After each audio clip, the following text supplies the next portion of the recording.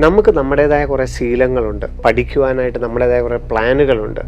അതിലൂടെ നമ്മൾ കടന്നു പോകണം. മെയ് 6-ാം തീയതി നാം ഏറ്റവും കോൺഫിഡൻ്റ് ആയിട്ടിരിക്കണമെങ്കിൽ, 5-ാം തീയതി ഏറ്റവും നന്നായിട്ട് പരീക്ഷ എഴുതണമെങ്കിൽ, ഇനിയുള്ള 30 ദിവസം ചെയ്ത പ്രവൃത്തിയിലൂടെയുള്ളൊരു യാത്രയാണ് നിങ്ങൾക്ക് വേണ്ടത്. മെയ് 5-ാം തീയതി എങ്ങനെ നിങ്ങൾ എഴുതണമോ ആ രീതിയിൽ ഇനിയുള്ള എല്ലാ മോഡലുകളും എഴുതാനായിട്ട് നിങ്ങൾ ശ്രദ്ധിക്കണം. മെയ് 5-ാം തീയതി പരീക്ഷ കഴിഞ്ഞു, ജൂൺ 14-ാം തീയതി റിസൾട്ട് പ്രഖ്യാപിച്ചാൽ നീറ്റിൻ്റെ വെബ്സൈറ്റിന് പിന്നെ യാതൊരു പ്രാധാന്യവുമില്ല. പിന്നെ കേരള മെഡിക്കൽ വഴിയാണ് പ്രവേശനം. പിന്നെ ഓൾ ഇന്ത്യ തലത്തിലാണെങ്കിൽ MCCയുടെ സൈറ്റിൽ വേറെ രജിസ്ട്രേഷനാണ്. കേരളത്തിൻ്റെ സൈറ്റിനാണ് ഏറ്റവും അധികം പ്രാധാന്യം, ഏറ്റവും അധികം സാധ്യതകളും കേരള മെഡിക്കൽ പ്രവേശനം തന്നെയാണ്.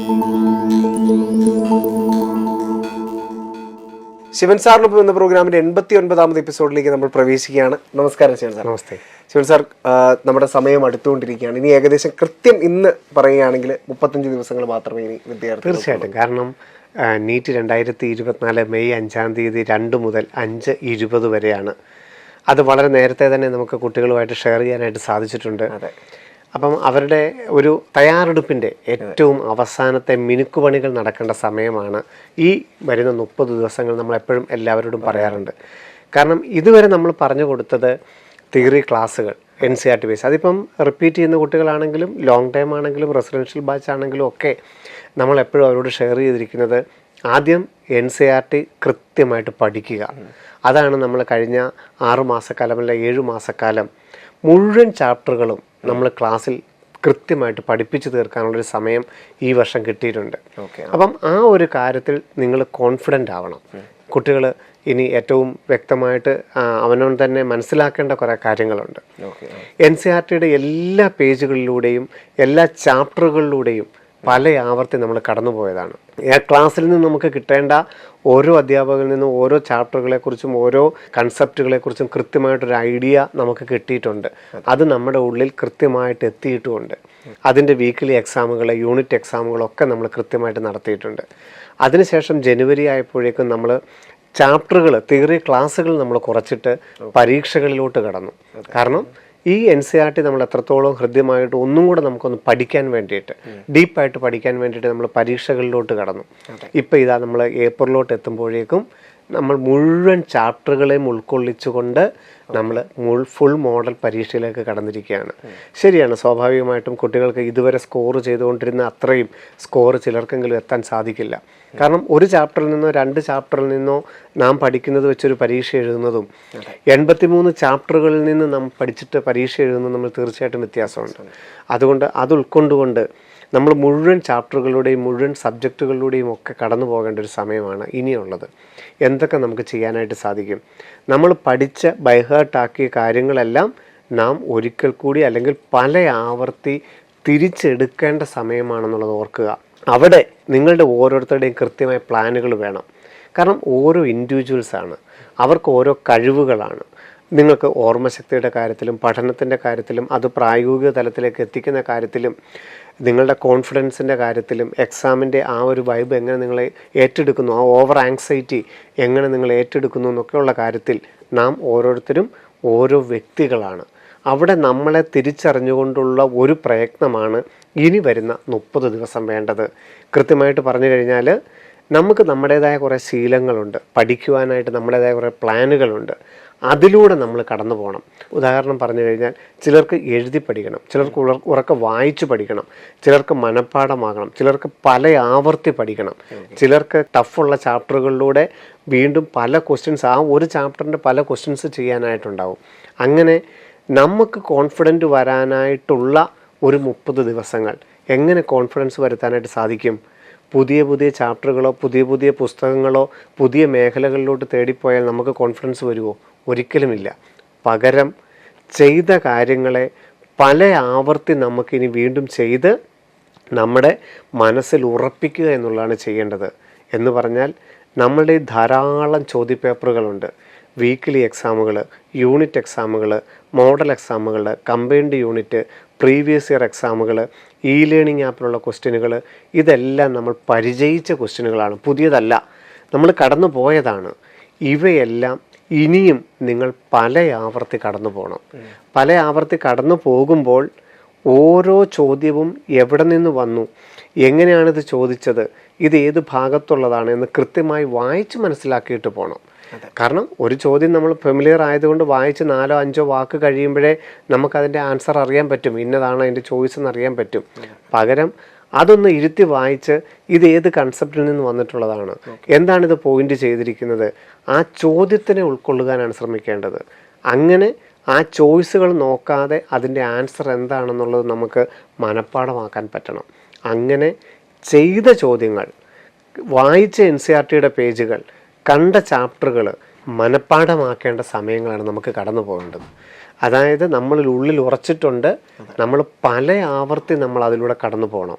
ഈ കഴിഞ്ഞ ക്വസ്റ്റ്യൻ പേപ്പറുകളിലൂടെ എല്ലാം നിങ്ങൾക്ക് ഇനി എത്ര പ്രാവശ്യം കടന്നു പോകാൻ സാധിക്കും അത്രത്തോളം കടന്നു പോവുക. NCERTയുടെ പേജുകളിലൂടെ ഒരേ ചാപ്റ്ററുകളിലൂടെ നിങ്ങൾക്ക് എത്ര പ്രാവശ്യം കടന്നു പോകാൻ പറ്റും അത്രത്തോളം കടന്നു പോവുക. ഡെയിലി ചെയ്യേണ്ട വർക്കുകളുടെ സ്പീഡ് കൂട്ടുക. നമ്മൾ പരീക്ഷ എഴുതേണ്ടതിൻ്റെ അല്ല, നമ്മൾ ചെയ്യുന്ന പ്രവൃത്തികളുടെ. ഒരു ദിവസം നമ്മൾ 4 മോഡൽ ക്വസ്റ്റ്യൻ പേപ്പറാണ് ചെയ്യുന്നതെങ്കിൽ ഇനി അത് 6ഉം 7ഉം ആക്കണം. അങ്ങനെ എങ്ങനെ പറ്റും? നമ്മളിത് ചെയ്തത് തന്നെയാണ്, പുതിയതായിട്ടുള്ളതല്ല എടുത്ത് ചെയ്യേണ്ടത്. ചെയ്ത ചോദ്യങ്ങളും ചെയ്ത് കഴിഞ്ഞ നമ്മളുടെ NCERTയുടെ പേജുകളും ചെയ്ത് കഴിഞ്ഞ കൺസെപ്റ്റുകളും കൃത്യമായിട്ട് പഠിച്ചിരിക്കുന്ന ഇക്വേഷൻസും വീണ്ടും വീണ്ടും പല ആവർത്തി നമ്മുടെ കണ്ണുകളിലൂടെ മിന്നി മറയണം.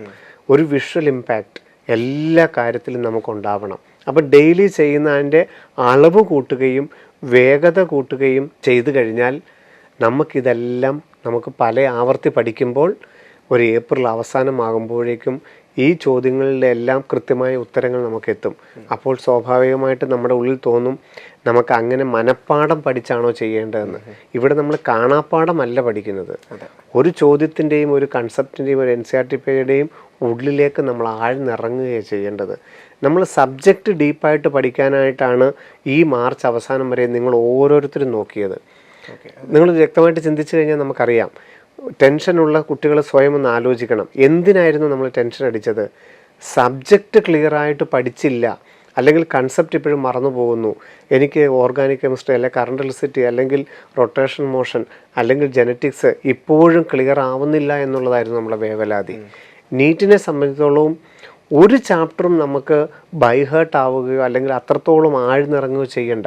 അതിൻ്റെ ഏറ്റവും ഉപരിതലത്തിലുള്ള ഏറ്റവും പെരിഫറലായിട്ടുള്ള കാര്യങ്ങൾ മാത്രമേ നീറ്റിന് ചോദിക്കുകയുള്ളൂ. അപ്പം കൺസെപ്റ്റ് അറിയാതിരിക്കണം, ഇല്ലെങ്കിൽ നമുക്ക് നെഗറ്റീവിലോട്ട് പോകും. അപ്പം ചെയ്ത ചോദ്യങ്ങൾ, കണ്ട പാഠങ്ങൾ നമ്മൾ പല ആവർത്തി പോവുക. അതിന് നിങ്ങൾക്ക് ഓരോരുത്തർക്കും ഇംപ്ലിമെൻറ്റ് ചെയ്യേണ്ട രീതി എന്താണോ അതാണ് ഇനി ചെയ്യേണ്ടത്. അതിലൂടെ ഉള്ളൊരു യാത്രയാണെങ്കിൽ ഈ കൺസെപ്റ്റുകളും ഈ ചോദ്യങ്ങളും മെയ് 5-ാം തീയതി നിങ്ങൾക്ക് ഏറ്റവും ഉപകരിക്കും. അതിന് ഇന്ന് വരെ അല്ല ഇന്നലെ വരെ നിങ്ങൾക്ക് എന്തായിരുന്നു മാർക്ക് കിട്ടിയെന്നുള്ളതിന് യാതൊരു പ്രസക്തിയുമില്ല.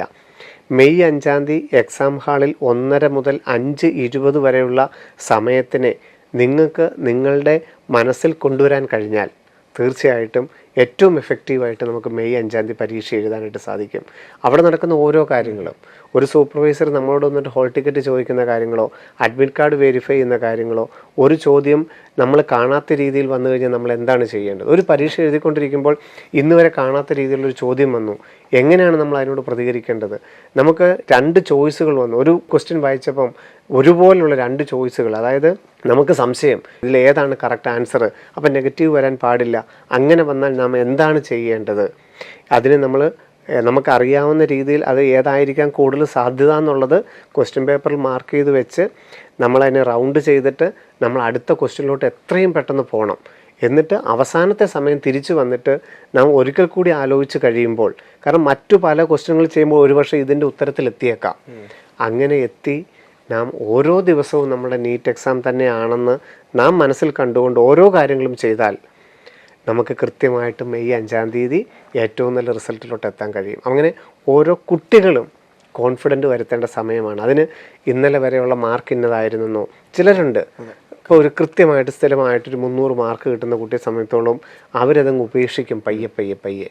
കാരണം നീറ്റിന് എനിക്ക് ഭയങ്കര ആഗ്രഹമായിരുന്നു, എനിക്ക് മെഡിക്കൽ എന്നുള്ളതായിരുന്നു എൻ്റെ പ്രൊഫഷൻ. പക്ഷേ ഞാൻ ആ സമയത്ത് അത്ര കാര്യമായിട്ട് എനിക്കിത് ഉൾക്കൊള്ളാനായിട്ടായില്ല, എൻ്റെ അല്ല ഇതെന്ന് പറഞ്ഞുകൊണ്ട് ഉപേക്ഷിക്കുന്നത് പലപ്പോഴും കണ്ടിട്ടുണ്ട്. അങ്ങനെ ഉപേക്ഷ വിചാരിക്കുകയല്ല ചെയ്യേണ്ടത്. ഓരോ വ്യക്തികൾക്കും അത് ഉൾക്കൊണ്ടുകൊണ്ട് അവർക്ക് ചെയ്യാൻ പറ്റുന്ന, നമ്മൾ ഇന്നാൾ പറഞ്ഞ പോലെ 180 ചോദ്യങ്ങളിൽ ഒരു 150 160 വരെ ചോദ്യങ്ങൾ എല്ലാവർക്കും ചെയ്യാൻ പറ്റുന്ന രീതിയിൽ ഉള്ളതായി വരുന്നത്. മെയ് 6-ാം തീയതി നാം ഏറ്റവും കോൺഫിഡൻ്റ് ആയിട്ടിരിക്കണമെങ്കിൽ, 5-ാം തീയതി ഏറ്റവും നന്നായിട്ട് പരീക്ഷ എഴുതണമെങ്കിൽ ഇനിയുള്ള 30 ദിവസം ചെയ്ത പ്രവൃത്തിയിലൂടെയുള്ളൊരു യാത്രയാണ് നിങ്ങൾക്ക് വേണ്ടത്. അതിന് ഓരോരുത്തർക്കും കോൺഫിഡൻറ്റ് വരുന്ന രീതിയിൽ തന്നെ പേരൻസും ശ്രദ്ധിക്കണം. കാരണം ഇപ്പോൾ ഒരു മാർക്ക് അനാലിസിനെ കുറിച്ചോ ഒരു കോളേജ് പ്രവേശനത്തിനെ കുറിച്ചോ ഫീസ് സ്ട്രക്ചറിനെ കുറിച്ചോ മറ്റുള്ള കാര്യങ്ങളിലേക്ക് കടക്കാതെ ഈ ചെയ്ത കാര്യങ്ങളിലൂടെയുള്ളൊരു അവരെ സഹായിക്കുന്ന രീതിയിലായിരിക്കണം രക്ഷകർത്താക്കളും അധ്യാപകരും ഒക്കെ ശ്രമിക്കേണ്ടത്. സർ, അതുപോലെ തന്നെ ഇന്ത്യയുടെ ഒഫീഷ്യൽ വെബ്സൈറ്റിൽ നിന്ന് എന്തൊക്കെ കാര്യങ്ങളാണ് വിദ്യാർത്ഥികൾക്ക് അറിയാനുള്ളത്? പിന്നെ അതോടൊപ്പം തന്നെ എക്സാം ഹാളിലേക്ക് പ്രവേശിക്കുന്നതിന് മുമ്പ് ശ്രദ്ധിക്കേണ്ട ഒരുപാട് കാര്യങ്ങളുണ്ട്. അപ്പോൾ അതുമൊക്കെ നമുക്കൊന്ന് പറയാം. തീർച്ചയായിട്ടും. കാരണം ഇനിയിപ്പം നീറ്റിന് നമ്മൾ അപ്ലൈ ചെയ്ത് കഴിഞ്ഞിരിക്കുന്നു, നമ്മളുടെ എഡിറ്റിംഗ് സെക്ഷൻ എല്ലാം നമ്മൾ പൂർത്തിയായിരിക്കുന്നു. അപ്പോൾ ഇനി ഇടയ്ക്കിടയ്ക്ക് നമ്മളിത് ലോഗിൻ ചെയ്ത് നോക്കേണ്ട ആവശ്യങ്ങളോ അതിനകത്തത് എന്തെങ്കിലും ഇൻറ്റിമേഷനുകളൊന്നും ഇപ്പോൾ നടക്കുന്നില്ല. അതുകൊണ്ട് നീറ്റ് സംബന്ധിച്ചുള്ള വെബ്സൈറ്റിൽ ഉള്ള കാര്യം നമുക്ക് തൽക്കാലത്തേക്ക് മറക്കാം. ഇനി ഒരു 3 ആഴ്ചക്കാലം പ്രത്യേകിച്ച് അതിനകത്തൊന്നും വരാനായിട്ടില്ല. ഏതാണ്ട് ഏപ്രിൽ 20 ഫോട്ടോയും സിഗ്നേച്ചറും അവരുടെ വെരിഫിക്കേഷൻ കംപ്ലീറ്റ് ആകുന്നത്. അതിനോടടുത്ത് തന്നെ 1-2 കുട്ടികൾക്ക് ഒരു മെസ്സേജ് വരും, നിങ്ങളുടെ ഫോട്ടോ ചേഞ്ച് ചെയ്യണം അല്ലെങ്കിൽ സിഗ്നേച്ചർ ചേഞ്ച് ചെയ്യണം എന്നുള്ളത്. അത് മൊത്തത്തിൽ കേരളത്തിൽ 1,44,000 പേര് അപേക്ഷിച്ചിട്ടുണ്ടെങ്കിൽ മൊത്തത്തിൽ ഒരു 10 പേർക്ക് വരും, അത്രയേ ഉള്ളൂ ഫോട്ടോയും സിഗ്നേച്ചറും മാറ്റണം. ഇനി അത് ആ സമയത്ത് അവരത് മാറ്റി കൊടുത്തില്ലെങ്കിൽ പോലും അത് വെച്ച് തന്നെ അത് അപ്രൂവ് ചെയ്യുകയും ചെയ്യും. അങ്ങനെ അതിനുശേഷം 25-ാം തീയതിയോടുകൂടി എക്സാം സീറ്റിയും ഏപ്രിൽ അവസാനം അഡ്മിറ്റ് കാർഡും ഒക്കെ നമുക്ക് ലഭിക്കുകയും ചെയ്യും. മെയ് 5-ാം തീയതി പരീക്ഷയ്ക്ക് വേണ്ടിയിട്ട് നമ്മൾ ചെയ്യേണ്ട കാര്യം, ഒന്ന്, പരീക്ഷ ഉച്ച കഴിഞ്ഞിട്ട് 1:30 മുതൽ നമ്മൾ അകത്ത് കയറി 2 മുതൽ 5:20 വരെയാണ്. ഏതാണ്ട് 5-6 മണിക്കൂർ നമ്മളൊരു എക്സാം ഹാളിൽ ഇരിക്കേണ്ടതായിട്ടുണ്ട്. അപ്പം അവിടെ നമ്മൾ എങ്ങനെയാണ് പെർഫോം ചെയ്യേണ്ടത്? നമ്മൾ ഏറ്റവും നല്ല ആരോഗ്യത്തോടുകൂടി, ഏറ്റവും നല്ല ഭക്ഷണശീലത്തോടു കൂടി, ഏറ്റവും പ്ലസൻ്റ് ആയിട്ടിരിക്കണം. നമ്മളിപ്പം മോഡൽ എക്സാം എഴുതുന്നത്, ഞാൻ പലപ്പോഴും പല എക്സാം ഹാളുകളിലൂടെയും നടക്കുമ്പം കുട്ടികൾ പരീക്ഷ എഴുതാനുള്ള മോഡൽ പരീക്ഷയാണെങ്കിലും അത് എഴുതുന്നത് കണ്ടിട്ടുണ്ട്. ചിലർ വളരെ റിലാക്സ് ആയിട്ട് നല്ല എനർജറ്റിക് ആയിട്ടിരുന്ന് എഴുതുന്നു, നല്ല റിലാക്സ് ആയിട്ട് അത് വായിച്ച് എഴുതുന്നു. ചിലർ ഭയങ്കര ആങ്സൈറ്റി ആയിട്ട് സ്പീഡിനെ കുറിച്ചൊക്കെ വേവലാതിപ്പെട്ട് അത് എഴുതുന്നത് കണ്ടിട്ടുണ്ട്. ചിലർ ഇതിന് എന്താ പറയുക, അതിൻ്റേതായ സ്വാഭാവികമായിട്ട് അത് വായിക്കുന്നു, അടുത്തതിലോട്ട് പോകുന്നു. അങ്ങനെ നമുക്ക് ഒരല്പം ടഫാണെന്ന് തോന്നിക്കഴിഞ്ഞാൽ അതിൻ്റെ അടുത്ത സെക്ഷനിലോട്ടൊക്കെ പോയി വളരെ ഈസി ആയിട്ട് ചെയ്യുന്നത് കണ്ടിട്ടുണ്ട്. അപ്പം ഇനി വരുന്ന ഈ 30 ദിവസത്തെ പരീക്ഷകളിൽ എങ്ങനെയാണ് നിങ്ങൾക്ക് നീറ്റ് എക്സാം എഴുതേണ്ടത്, ഏത് രീതിയിൽ എഴുതിക്കഴിഞ്ഞാൽ നിങ്ങൾക്ക് മാർക്ക് കിട്ടും? സ്വാഭാവികമായിട്ട് നമുക്കറിയാം, ഏറ്റവും സ്മാർട്ടായിട്ട് എഴുതണമെങ്കിൽ ഏറ്റവും പ്ലസൻ്റ് ആയിട്ട്, ഏറ്റവും എന്താ പറയുക, കോൺഫിഡൻറ്റ് ലെവലിൽ തന്നെ എഴുതണം. ആ രീതിയിൽ ഏറ്റവും റിലാക്സ് ചെയ്ത് എഴുതാൻ ഇനിയുള്ള മോഡലുകളിലെങ്കിലും നിങ്ങൾ ഏറ്റവും റിലാക്സ് ചെയ്ത് എഴുതാൻ ശ്രമിക്കണം. കാരണം ഇനിയുള്ള ഒരു 20 മോഡലുകൾ ഏറ്റവും റിലാക്സ് ചെയ്ത് എഴുതിയാൽ 21ാമത്തെ മോഡൽ നീറ്റ് എക്സാമിൻ്റെ അന്ന് നിങ്ങൾക്ക് ആ രീതിയിൽ എഴുതാനായിട്ട് സാധിക്കുകയുള്ളൂ. അല്ലാതെ ഈ 20 മോഡലുകൾ നിങ്ങൾ മാർക്കിനെ കുറിച്ച് ഓർത്ത്, തെറ്റിപ്പോകുന്നതിനെ കുറിച്ച് ഓർത്ത്, നെഗറ്റീവിനെ കുറിച്ച് ഓർത്ത് എഴുതിയാലോ മെയ് 5-ാം തീയതി നിങ്ങളുടെ ഓർമ്മ അതിനെക്കുറിച്ചായിരിക്കും.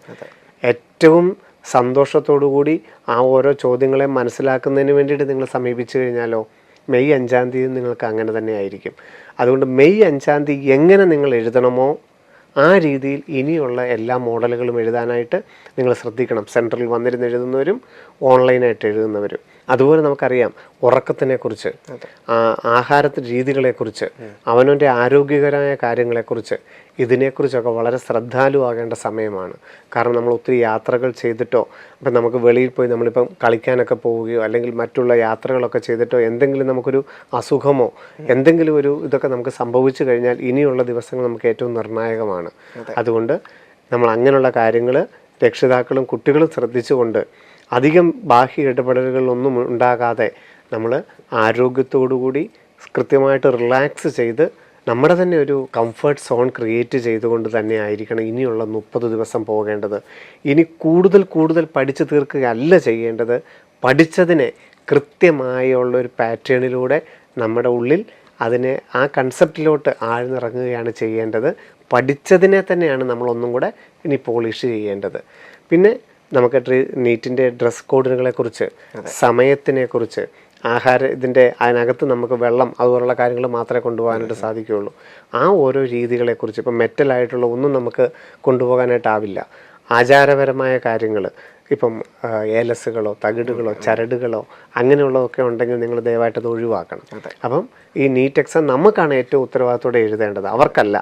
അതുകൊണ്ട് നമ്മളെ സംബന്ധിച്ചോളം മെയ് 5-ാം തീയതി എത്രത്തോളം പ്രധാനപ്പെട്ടതാണോ ആ രീതിയിൽ പോകുവാനായിട്ടും ഇടപെടാനായിട്ടും അതിനുവേണ്ട സർട്ടിഫിക്കറ്റുകളെല്ലാം എടുത്തു വെക്കാനായിട്ട് നിങ്ങൾ ശ്രദ്ധിക്കണം. അഡ്മിറ്റ് കാർഡിൻ്റെ കൂടെ നമുക്കറിയാം 2 ഫോട്ടോയാണ് വേണ്ടത്. അതുപോലെ തന്നെ ഒരു post card size photo, 2 passport സൈസും ഒരു പോസ്റ്റ് കാർഡ് സൈസുമാണ് വേണ്ടത്. ആ ഫോട്ടോയിൽ എങ്ങനെ വേണം എന്നുള്ളതിനെക്കുറിച്ച് നമുക്ക് ആങ്സൈറ്റി ഉണ്ടെങ്കിൽ അവർ പറഞ്ഞ കൃത്യമായ രീതിയിൽ അപ്ലോഡ് ചെയ്ത ഫോട്ടോ ആണ് അതേപടി ഫോട്ടോ ഒട്ടിക്കുക. ആ രീതിയിൽ വാലിഡ് ID പ്രൂഫ് ഏതാണ് കൊണ്ടുപോകേണ്ടത്, അവർ പറഞ്ഞ രീതിയിൽ ഏറ്റവും വാലിഡ് ആയിട്ടുള്ള ആധാർ ആണെങ്കിൽ ആധാർ, 12ാം ക്ലാസ്സിൻ്റെ ഹോൾ ടിക്കറ്റാണ് അങ്ങനെ, പാസ്പോർട്ട് ആണെങ്കിൽ അങ്ങനെ, ആധാർ എൻറോൾമെൻറ്റ് ഫോമാണ് അങ്ങനെ, അതൊക്കെ കൃത്യമായിട്ട് തയ്യാറാക്കി നമ്മൾ എക്സാം ഹാളിലേക്ക് പോകാനായിട്ട് ഉള്ള ഒരു തയ്യാറെടുപ്പിൻ്റെ സമയവും കൂടിയാണ് ഇനി വരുന്ന ഈ 30 ദിവസങ്ങൾ. സർ എപ്പോഴും പറയുന്നൊരു കാര്യമുണ്ട്, നീറ്റ് പോലെ തന്നെ ഏറ്റവും പ്രധാനപ്പെട്ടതാണ് കീമോ എന്ന്, അല്ലേ? കാരണം പരീക്ഷ എഴുതേണ്ടത് നീറ്റാണെങ്കിലും പ്രവേശനം നൽകേണ്ടത് കേരള എൻട്രൻസ് കമ്മീഷണറാണ്.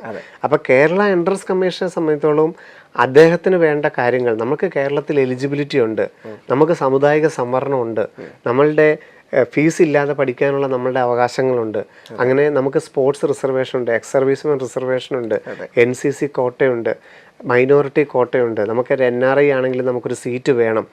നമ്മളുടെ ആവശ്യങ്ങളും എല്ലാ കാര്യങ്ങളും പറയേണ്ടത് കേരള എൻട്രൻസ് കമ്മീഷണറാണ് പറയേണ്ടത്. അപ്പം അതിനനുസരിച്ച് വേണം നമ്മൾ കീം 2024 കാണുവാനായിട്ട്. നമുക്ക് ഇപ്പം നീറ്റിൻ്റെ വെബ്സൈറ്റിൽ വളരെ ആകാംക്ഷയോടുകൂടി എല്ലാവരും അഡ്രസ്സിൻ്റെ കാര്യങ്ങളും ID പ്രൂഫിൻ്റെ കാര്യങ്ങളും മാർക്കിൻ്റെ കാര്യങ്ങളും അഡ്രസ്സിൻ്റെ കാര്യങ്ങളും ഒക്കെ ചെയ്യുന്നത് നമ്മൾ കണ്ടു. പക്ഷേ അത്രയും ഒരു ഉത്തരവാദിത്തോടെ ആണോ കീം ചെയ്യുന്നതെന്ന് എനിക്ക് എപ്പോഴും സംശയം തോന്നാറുണ്ട്. പക്ഷേ പരീക്ഷ മാത്രമേ ഉള്ളൂ നീറ്റ്. മെയ് 5-ാം തീയതി പരീക്ഷ കഴിഞ്ഞു, ജൂൺ 14-ാം തീയതി റിസൾട്ട് പ്രഖ്യാപിച്ചാൽ നീറ്റിൻ്റെ വെബ്സൈറ്റിന് പിന്നെ യാതൊരു പ്രാധാന്യവുമില്ല. പിന്നെ കേരള മെഡിക്കൽ വഴിയാണ് പ്രവേശനം.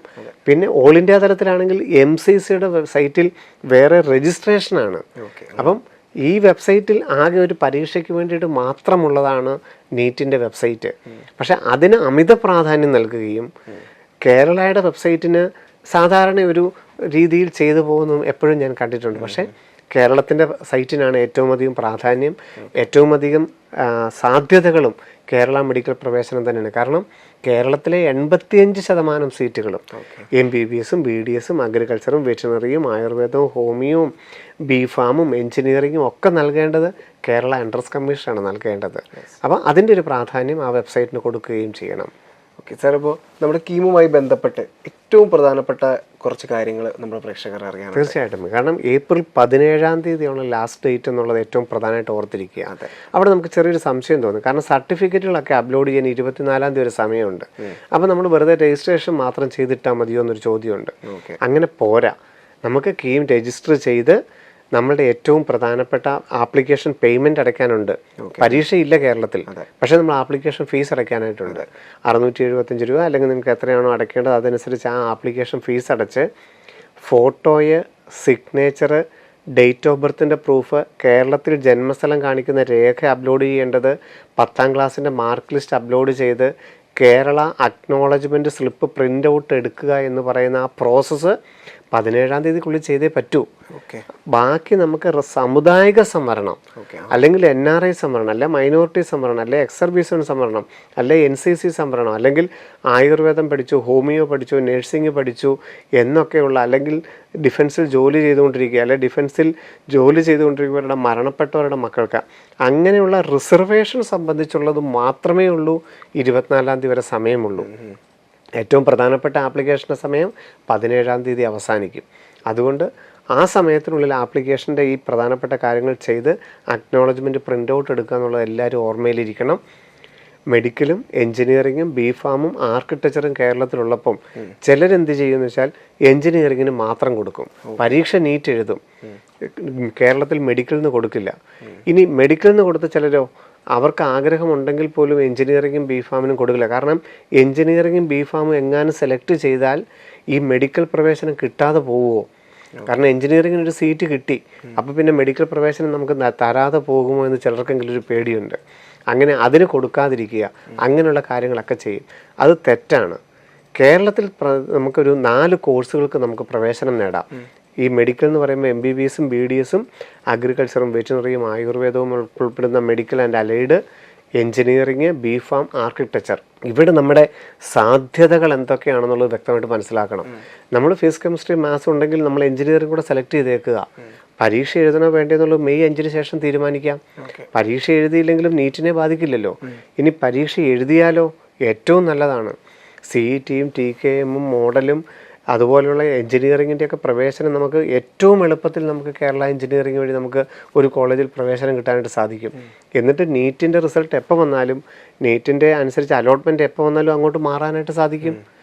BPharm, കേരളത്തിൻ്റെ ഗവൺമെൻറ് മെഡിക്കൽ കോളേജുകളിലൊക്കെ BPharm കേരളത്തിൽ വെച്ച് തന്നെയാണ്. ഫിസിക്സ്, കെമിസ്ട്രി മാത്രമേ ഉള്ളൂ, ഓൺലൈൻ എക്സാമാണ്. അപ്പം നമ്മുടെ സാധ്യതകൾ മനസ്സിലാക്കി നമ്മൾ എല്ലാത്തിനും അപ്ലൈ ചെയ്യുന്നതാണ് നല്ല രീതി. എല്ലാവരും തന്നെ മെഡിക്കലിനും എഞ്ചിനീയറിങ്ങിനും BPharmഉം സെലക്ട് ചെയ്യുന്നതാണ് നല്ലത്. പരീക്ഷ എഴുതിയില്ലെന്നെങ്കിലും ആ സെക്ഷൻ മാത്രമേ ആബ്സെൻ്റ് എന്ന് കിടക്കുകയുള്ളൂ. അല്ലാതെ എഞ്ചിനീയറിംഗിന് കൊടുത്തിട്ട് പരീക്ഷ എഴുതിയില്ലെങ്കിൽ മെഡിക്കലിനെ ബാധിക്കുകയൊന്നുമില്ല. ഇനി പരീക്ഷ എഴുതി റാങ്ക് ലിസ്റ്റ് വന്നു കഴിഞ്ഞാലും അത് MBBS പ്രവേശനത്തിനെ ബാധിക്കില്ല. നിങ്ങൾ ആ കോളേജിൽ പോയി പ്രവേശനം നേടിയാൽ പോലും MBBSൽ നിന്ന് നിങ്ങൾക്ക് കിട്ടാൻ അർഹതയുണ്ടെങ്കിൽ അവസാനത്തെ സ്പോട്ട് അലോട്ട്മെൻറ്റ് വരെ നിങ്ങളെ പരിഗണിച്ചിരിക്കും. അതുകൊണ്ട് എല്ലാവരും തന്നെ എല്ലാ ഓപ്ഷനുകളും എല്ലാ സാധ്യതകളും അനുസരിച്ച് ഓപ്ഷൻ കൊടുക്കുന്നതാണ് നല്ല രീതി. സാർ, ഇപ്പോൾ നമ്മൾ ആപ്ലിക്കേഷൻ സമർപ്പിക്കുന്ന സമയത്ത് നമുക്ക് നീറ്റുമായി ബന്ധപ്പെട്ട ഒന്നും തന്നെ കീമിൽ നമുക്ക് കാണാൻ കഴിയുന്നില്ല. അപ്പോൾ നീറ്റുമായി അതിനെ എങ്ങനെയായിരിക്കണം ബന്ധപ്പെടുത്തുന്നത്? തീർച്ചയായിട്ടും. കാരണം കേരളത്തിൽ എങ്ങനെയാണ് പ്രവേശനം കിട്ടുന്നത്, അല്ലെങ്കിൽ കേരള മെഡിക്കൽ റാങ്ക് ലിസ്റ്റ് എങ്ങനെയാണെന്നുള്ളത് നമ്മൾ ചില എപ്പിസോഡുകളിൽ നമ്മൾ പരാമർശിച്ചിട്ടുണ്ട്. ഈ കീം മെഡിക്കലിന് അപ്ലൈ ചെയ്തപ്പം നീറ്റുമായിട്ട് ബന്ധപ്പെട്ട ആപ്ലിക്കേഷൻ നമ്പർ ചോദിക്കുകയോ അല്ലെങ്കിൽ നീറ്റുമായിട്ട് സംബന്ധിച്ച ആപ്ലിക്കേഷൻ ഇതിനകത്ത് അപ്ലോഡ് ചെയ്യുകയോ അങ്ങനൊരു സെക്ഷനേ ഇല്ലല്ലോ എന്നാണ് ഇപ്പോൾ ഏറ്റവും കൂടുതൽ ആൾക്കാർ ചോദിക്കുന്നത്. നീറ്റിൻ്റെ ആപ്ലിക്കേഷൻ ഫോം ഇതിനകത്ത് അപ്ലോഡ് ചെയ്യാൻ എങ്ങും പറഞ്ഞിട്ടില്ല. പിന്നെ എങ്ങനെയാണ് കേരള മെഡിക്കൽ റാങ്ക് തയ്യാറാക്കുന്നതെന്ന് സ്വാഭാവികമായിട്ടും എല്ലാവരും ചിന്തിക്കും. നമ്മളിപ്പോൾ ഈ ഏപ്രിൽ 17-ാം തീയതിക്കുള്ളിൽ കേരള മെഡിക്കലിന് അപ്ലൈ ചെയ്ത് കഴിഞ്ഞു. ഏതാണ്ട് മെയ് അവസാനത്തോടുകൂടി നമ്മൾ ഈ അപ്ലൈ ചെയ്തിരിക്കുന്ന എല്ലാ കാര്യങ്ങളും കേരള എൻട്രൻസ് കമ്മീഷൻ പരിശോധിക്കും.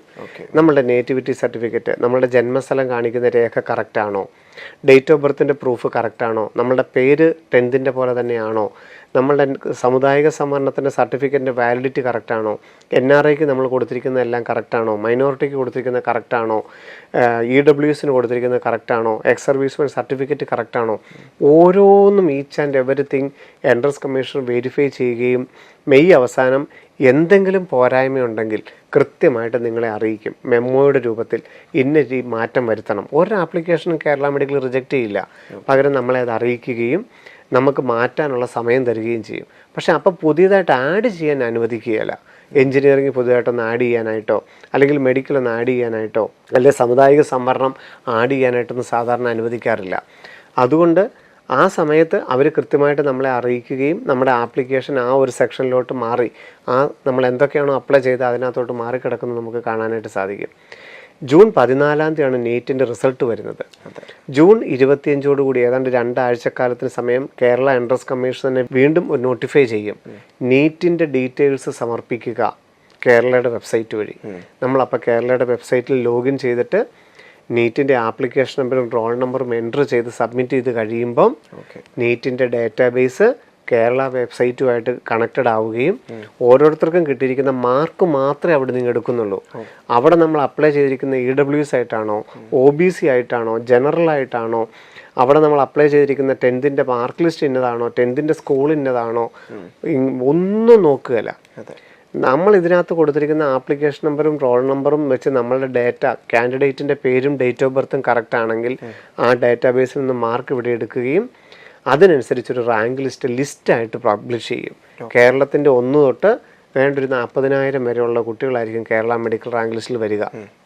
അങ്ങനെ കേരള മെഡിക്കൽ റാങ്ക് ലിസ്റ്റ് വരികയും അതിനുശേഷം കേരളത്തിലെ MBBSൻ്റെയും BDSൻ്റെയും അലൈഡ് കോഴ്സുകളുടെയും പ്രവേശന നടപടികളിലേക്ക് ജൂലൈ ആദ്യത്തെ ആഴ്ച എൻട്രൻസ് കമ്മീഷൻ കടക്കുകയും ചെയ്യും. അത് ഓൾ ഇന്ത്യ തലത്തിലും കേരള തലത്തിലും വ്യത്യസ്തമായിട്ടോ ഒരുമിച്ചോ എങ്ങനെയാണെന്നുള്ളത് വരാൻ പോകുന്നതേ ഉള്ളൂ. പക്ഷേ നമുക്ക് അപ്പോഴത്തേക്കും സാധ്യതകൾ തിരിച്ചറിയാനായിട്ട് സാധിക്കും.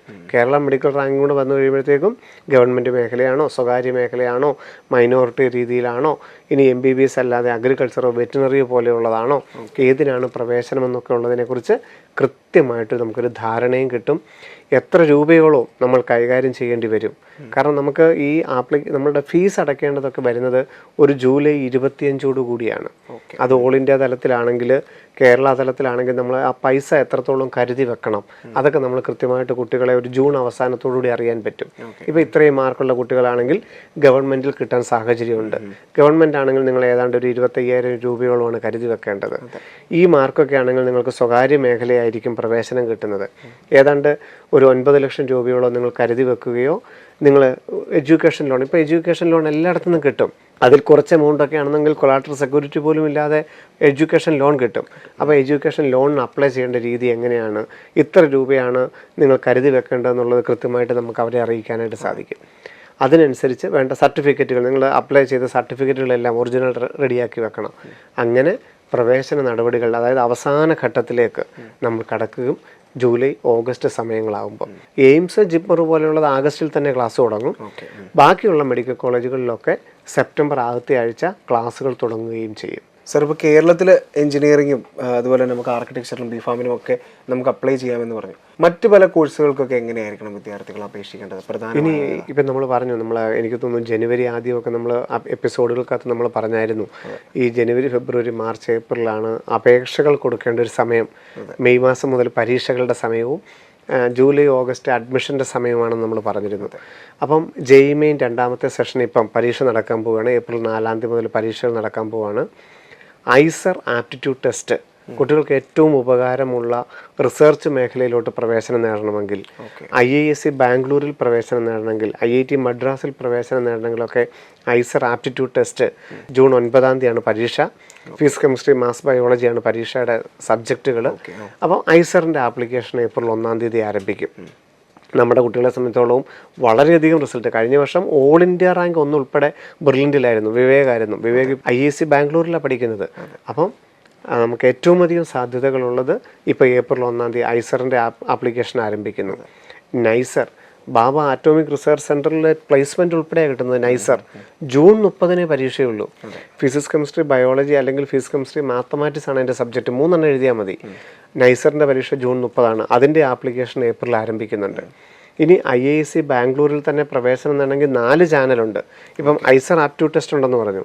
JEE മെയിൻ വെച്ചിട്ടും JEE അഡ്വാൻസ്ഡ് വെച്ചിട്ടും നമ്മുടെ നീറ്റ് വെച്ചിട്ടും അവിടെ പ്രവേശനം കിട്ടും. അപ്പം അതിൻ്റെ ആപ്ലിക്കേഷൻ ഏപ്രിൽ മാസത്തിലാണ് വരുന്നത്. അങ്ങനെ ധാരാളം സാധ്യതകൾ. ഇപ്പോൾ CUET നമ്മൾ 31 വരെ അപ്ലൈ ചെയ്തു. ഇനി CUETക്കകത്ത് പുതിയ കോഴ്സുകൾ ആഡ് ചെയ്യാൻ, പുതിയ യൂണിവേഴ്സിറ്റികൾ ആഡ് ചെയ്യാനുള്ള അവസരം ഏപ്രിൽ 2, 3 തീയതികളിലാണ്. അപ്പം കൃത്യമായിട്ട് നമ്മളുടെ വലിയൊരു സാധ്യതകളിലൂടെ തന്നെയാണ് ഈ ഏപ്രിൽ മാസവും നമ്മൾ കടന്നു പോകുന്നത്. ഒരു കുട്ടിക്ക് അഭിരുചിയായിട്ടുള്ള ഏത് മേഖലയിലേക്കും, BTech ആണെങ്കിലും, BSc പ്രോഗ്രാം ആണെങ്കിലും, മാസ്റ്റേഴ്സ് പ്രോഗ്രാം ആണെങ്കിലും, റിസർച്ച് പ്രോഗ്രാം ആണെങ്കിലും, ഈവൻ മെഡിക്കൽ കോഴ്സുകളാണെങ്കിലും അതിനൊക്കെ അപേക്ഷിക്കേണ്ട സമയമാണ് ഏപ്രിൽ മാസം. സർ, അതുപോലെ തന്നെ BSc നഴ്സിംഗ് ഒരുപാട് പേര് പ്രതീക്ഷകളോടുകൂടി കാത്തിരിക്കുന്ന ഒരു തീർച്ചയായിട്ടും എനിക്ക് തോന്നുന്നു അവരോട് നമുക്ക് സാമാന്യമായിട്ട് നീതി പുലർത്താൻ കഴിഞ്ഞു എന്നുള്ള സംശയമുണ്ട്. കാരണം കൃത്യമായിട്ടും ഇന്നതാണ് നിങ്ങൾ ഫോക്കസ് ചെയ്യേണ്ടതെന്നുള്ളത് നമ്മൾ പല ആവർത്തി അവരെല്ലാം ചോദിച്ചിരുന്നതാണ്. എനിക്ക് തോന്നുന്നു നമ്മൾക്ക് മാത്രം, ബ്രില്യൻറ്റിന് മാത്രം ഏതാണ്ട് 10,000-ഓളം എൻക്വയറിയാണ് BSc നഴ്സിംഗ് എങ്ങനെയായിരിക്കും പ്രവേശന നടപടികൾ എന്നുള്ളത് വന്നിരുന്നത്. ഒരിക്കലും കൃത്യമായിട്ട് നമുക്ക് അവർക്കൊരു ഉത്തരം കൊടുക്കാനായിട്ട് സാധിച്ചിട്ടില്ല. കാരണം ഗവൺമെൻറ് പല ചാഞ്ചാട്ടങ്ങളും നടത്തിയത് കൊണ്ട് നമുക്ക് കേരളത്തിലെ ഏതാണ്ട് 7,000-ഓളം വരുന്ന BSc നഴ്സിംഗ് പ്രവേശനത്തിന് ഏറ്റവും അവസാനം ഇപ്പോൾ ഗവൺമെൻറ് തീരുമാനിച്ചിരിക്കുന്നത് +2 മാർക്ക് അനുസരിച്ചാണ്. ഇപ്പോൾ കേരളത്തിൽ നമ്മുടെ കോഴിക്കോട്, കോട്ടയം, തിരുവനന്തപുരം, തൃശ്ശൂർ അപ്പോൾ ഒക്കെയുള്ള ഗവൺമെൻറ് മേഖലയിലെ BSc നഴ്സിങ്ങിനും സ്വകാര്യ മേഖലയിൽ ധാരാളം സീറ്റുകൾ നമ്മുടെ ഏത് ഹോസ്പിറ്റലുകളിലും BSc നഴ്സിംഗ് പ്രവേശനം കിട്ടും. അതിനൊക്കെ +2 മാർക്കിൻ്റെ അടിസ്ഥാനത്തിലാണ്. പ്രത്യേകിച്ച് പ്രവേശന പരീക്ഷയൊന്നും എഴുതേണ്ടതില്ല. +2 മാർക്കിൻ്റെ അടിസ്ഥാനത്തിലാണ് പ്രവേശനം നടക്കുന്നത്. ഇപ്പം ഇവിടുത്തെ ഈ വർഷത്തെ +2 റിസൾട്ട് ഏതാണ്ട് മെയ് മാസത്തിലല്ലേ വരുന്നത്. അപ്പോൾ ഒരു ജൂൺ, ജൂലൈ മാസങ്ങളിലൊക്കെ ആകുമ്പോഴേ LBSൻ്റെ സൈറ്റ് വഴി BSc നഴ്സിംഗിന് ആപ്ലിക്കേഷൻ കൊടുക്കാനായിട്ട് പറ്റുള്ളൂ. കർണാടകത്തിലെ BSc നഴ്സിംഗിന് CET എഴുതേണ്ട ഏപ്രിൽ 18, 19 പരീക്ഷ. അതിന് അപേക്ഷിച്ച സമയത്തൊക്കെ കുട്ടികൾക്കൊക്കെ കർണാടകത്തിലെ വിവിധ സ്ഥലങ്ങളിൽ പോയി ഏപ്രിൽ 18, 19 തീയതികളിൽ BSc നഴ്സിംഗിന് അപ്ലൈ ചെയ്യാം. Saint John's, NIMHANS, Father Muller, അങ്ങനെ ധാരാളം നമ്മുടെ സാധ്യതകളാണ് മൈസൂറും മംഗലാപുരത്തുള്ള കോളേജുകളിൽ BSc നേഴ്സിങ്ങിനായിട്ട് ഏപ്രിൽ 18-19 CET നടക്കുന്നത്. തമിഴ്നാടിൻ്റെ പരീക്ഷ ജൂൺ മാസത്തിലാണ് വരുന്നത്. അതിന് പ്രത്യേക പ്രവേശന പരീക്ഷയുണ്ട്. കേരളത്തിലെ അല്ലാത്ത എല്ലാ സ്ഥലങ്ങളിലെയും BSc നേഴ്സിങ്ങിന് ഏതെങ്കിലും ഒരു പ്രവേശന പരീക്ഷ പാസ്സായേ പറ്റൂ. ജൂണിൽ തമിഴ്നാടിൻ്റെ പരീക്ഷ വരുന്നുണ്ട്. നമ്മുടെ ധാരാളം കുട്ടികളാണ് കോയമ്പത്തൂരും ചെന്നൈയിലും BSc നേഴ്സിങ്ങിനായിട്ട് പഠിക്കുന്നത്. മഹാരാഷ്ട്രയിലും ആന്ധ്രയിലും തെലങ്കാനയിലൊക്കെ നമ്മൾ അറിയിച്ചിരുന്നു നീറ്റ് തന്നെയാണ്, നീറ്റ് എഴുതിയാൽ മതിയാകും. പിന്നെ മിലിറ്ററി നേഴ്സിങ്, നമുക്ക് ഈ BSc നേഴ്സിംഗ് കഴിയുമ്പോഴേ കമാൻഡർ പദവിയിൽ തന്നെ നമുക്ക് ഉദ്യോഗം കിട്ടുകയും ഏറ്റവും ഉയർന്ന സാലറി ലഭിക്കുകയും ചെയ്യുന്നതാണ് മിലിറ്ററി നേഴ്സിംഗ്. MNS ഏതാണ്ട് 5ഓളം കോളേജുകളിലുണ്ട്. നീറ്റാണ് അടിസ്ഥാന യോഗ്യത. അതിന് ജോയിൻ ഇന്ത്യൻ ആർമി എന്ന വെബ്സൈറ്റ് വഴിയാണ് അപ്ലൈ ചെയ്യേണ്ടത്. നീറ്റിൻ്റെ റിസൾട്ട് വരുന്ന ജൂൺ മാസത്തിലാണ് അതിൻ്റെ ആപ്ലിക്കേഷൻ ക്ഷണിക്കുന്നത്. അത് നമുക്ക് കൃത്യമായിട്ടും മിലിറ്ററി നേഴ്സിങ്ങിൻ്റെ കാര്യം കുട്ടികളെ അറിയിക്കാനായിട്ട് സാധിക്കും. അതിനേക്കാളും സാധ്യതകളാണ് എനിക്ക് തോന്നുന്നു സാറ് തന്നെ വീഡിയോ ചെയ്ത എയിംസ് BSc നേഴ്സിംഗ്. ഏതാണ്ട് 1500ഓളം സീറ്റുകളാണ് എയിംസ് ഡൽഹി, ഭുവനേശ്വറും ഭോപ്പാലും ജോധ്പൂറും റായ്പൂരുമായിട്ടുള്ളത്. 500 രൂപയാണ് വാർഷിക ഫീസ് ഉള്ളൂ. അങ്ങനെ എയിംസ് BSc നേഴ്സിങ്ങിൻ്റെ പരീക്ഷ ജൂൺ 8-ാം തീയതി വരുന്നുണ്ട്. അതിൻ്റെ ആപ്ലിക്കേഷൻ ഏപ്രിൽ 6-ാം തീയതി വരെ ചെയ്യാനായിട്ട് സാധിക്കും. ഇനി ജിബ്മറിലാണ് നമുക്ക് BSc നേഴ്സിംഗ് വേണ്ടെങ്കിൽ നീറ്റാണ് അടിസ്ഥാന യോഗ്യത. ജിബ്മറിന് സെപ്പറേറ്റ് അപേക്ഷിക്കണം. ജൂൺ മാസം ആകുമ്പോൾ ജിബ്മറിന് BSc നേഴ്സിങ്ങിന് അപ്ലൈ ചെയ്താൽ ആൺകുട്ടികൾക്ക് 9 സീറ്റും പെൺകുട്ടികൾക്ക് വേണ്ട 82ഓളം സീറ്റുകളുണ്ട്. ആറൊക്കെ മൗലാന, സഫർജംഗ് പോലെയുള്ള കോളേജുകളിൽ അല്ലെ BHU പോലുള്ള കോളേജുകളിലൊക്കെ നീറ്റാണ് അടിസ്ഥാന യോഗ്യത. ഓൾ ഇന്ത്യ കൗൺസിലിംഗ് വഴി ഓപ്ഷൻ കൊടുത്താൽ മതി. 400 മാർക്കാണെങ്കിൽ പോലും ഓൾ ഇന്ത്യ തലത്തിൽ BSc നേഴ്സിങ്ങിന് പ്രവേശനം കിട്ടും. ഇനി CUET-യിലും ഇപ്പോൾ ഉൾക്കൊള്ളിച്ചിട്ടുണ്ട്. ഇപ്പോൾ CUET ആരെങ്കിലും അപ്ലൈ ചെയ്തപ്പോൾ BSc നേഴ്സിംഗ് വെക്കാൻ മറന്നു പോയിട്ടുണ്ടെങ്കിൽ ഈ ഏപ്രിൽ 2-ാം തീയതി 3-ാം തീയതി എഡിറ്റ് ചെയ്തിട്ട് ഫിസിക്സ്, കെമിസ്ട്രി, ബയോളജിയുടെ പരീക്ഷ എഴുതിയാൽ BSc നേഴ്സിംഗ് CUET വഴിയുണ്ട്. താല്പര്യമുള്ള യൂണിവേഴ്സിറ്റി ആണെങ്കിൽ 3ഓളം യൂണിവേഴ്സിറ്റികൾ വന്നിട്ടുണ്ട്. കേരളത്തിലില്ല, നോർത്ത് ഇന്ത്യയിലാണ് കൂടുതലുള്ളത്. അവിടെയും നമുക്ക് വേണമെങ്കിൽ നേഴ്സിങ്ങിന് അപ്ലൈ ചെയ്യാം. അപ്പം ഈ നീറ്റിന് പഠിച്ച ഒരു കുട്ടിയെ സംബന്ധിച്ചിടത്തോളം ഏറ്റവും ചെലവ് കുറഞ്ഞ രീതിയിലോ അല്ലെങ്കിൽ അവർ ആഗ്രഹിക്കുന്ന രീതിയിൽ വലിയ റെപ്യൂട്ടഡ് ആയിട്ടുള്ള ഇൻസ്റ്റിറ്റ്യൂട്ടിൽ കിട്ടാനായിട്ട് വലിയ സാധ്യതകളാണ് BSc നേഴ്സിങ്ങിനുള്ളത്. അതിന് ഈ ഏപ്രിൽ മാസം മുതലാണ് നിങ്ങൾ അപേക്ഷിക്കേണ്ടത്. അത് കൃത്യമായിട്ട് ഓരോ കാര്യങ്ങളും നിങ്ങളെ അറിയിക്കുകയും ചെയ്യും. അപ്പോൾ എക്സാം ഒക്കെ ഇങ്ങനെ അടുത്ത് വരുന്ന ഈ ഒരു സമയത്തോടനുബന്ധിച്ച് ഒരുപാട് കാര്യങ്ങളാണ് നിങ്ങളുടെ മനസ്സിലൂടെയൊക്കെ കടന്നു പോകുന്നത്. ശിവൻ സാർ എന്ന് പറഞ്ഞു അങ്ങനെയൊന്നും പല കാര്യങ്ങളിലേക്ക് ഡൈവേർട്ടായി പോകേണ്ട കാര്യമില്ല. വളരെ കോൺസെൻട്രേറ്റ് ചെയ്ത് എക്സാമിന് വേണ്ടിയിട്ട് എന്തൊക്കെ കാര്യങ്ങളെയാണോ ക്രമീകരിക്കേണ്ടത്, പഠിക്കേണ്ട കാര്യങ്ങളെയും അല്ലെ ഇനി അങ്ങോട്ടുള്ള ദിവസങ്ങളെയും ഒക്കെ ക്രമീകരിച്ചുകൊണ്ട് ആത്മാർത്ഥമായിട്ട് നിങ്ങൾ ടൈം സേവ് ചെയ്തുകൊണ്ട് തന്നെ പഠിക്കുക. ഏറ്റവും ശ്രദ്ധിക്കേണ്ടത് നമ്മൾ ആ ഇടയ്ക്ക് പറഞ്ഞ കാര്യമാണ്. കാരണം ഇനിയുള്ള മോഡൽ എക്സാമുകൾ എഴുതുമ്പം ഇവരുടെ ആറ്റിറ്റ്യൂഡ് മാർക്കിൽ നിന്ന് മാറ്റിയിട്ട് ഏറ്റവും റിലാക്സ് ചെയ്ത് എഴുതുന്നത് എങ്ങനെയാണ് എന്നുള്ളതൊന്ന് പ്രാക്ടീസ് ചെയ്യാൻ സാധിച്ചാൽ ഇനി വരുന്ന 20 മോഡലുകൾ നിങ്ങൾ ആ രീതിയിലൊന്ന് പ്രാക്ടീസ് ചെയ്താൽ നിങ്ങൾ വരുന്ന ആ സമയവും അതിനോട് അനുബന്ധിച്ച് ആ സമയം, ടൈം മാനേജ്മെൻറ്റ്, ഫിസിക്സിനും കെമിസ്ട്രിക്കും ബോട്ടണിക്കും സുവോളജിക്കും നിങ്ങൾ കൊടുക്കുന്ന സമയങ്ങളും ആ ചോദ്യങ്ങളെ നിങ്ങൾ എങ്ങനെ സമീപിക്കുന്നു, അതിന് ഉത്തരം അറിയാമോ എന്നുള്ളതിനൊക്കെ, പിന്നെ അതിനപ്പുറത്ത് നിങ്ങൾ പഠിച്ച കാര്യങ്ങൾ എങ്ങനെ സമീപിക്കുന്നുള്ളതിനൊക്കെ നിങ്ങൾക്കൊരു മാറ്റം വരുത്താനായിട്ട് സാധിച്ചാൽ 21 മെയ് 5-ാം തീയതി എക്സാം ഏറ്റവും നല്ല രീതിയിൽ എഴുതാൻ പറ്റുമെന്നുള്ളത് 1-2 വർഷത്തെ അല്ല, 40 വർഷത്തെ എക്സ്പീരിയൻസിൽ നിന്നാണ് ബ്രില്യൻറ്റിൻ്റെ ഈ ഒരു സീറ്റിൽ നിന്ന് നമുക്ക് പറയാനായിട്ട് സാധിക്കുന്നത്.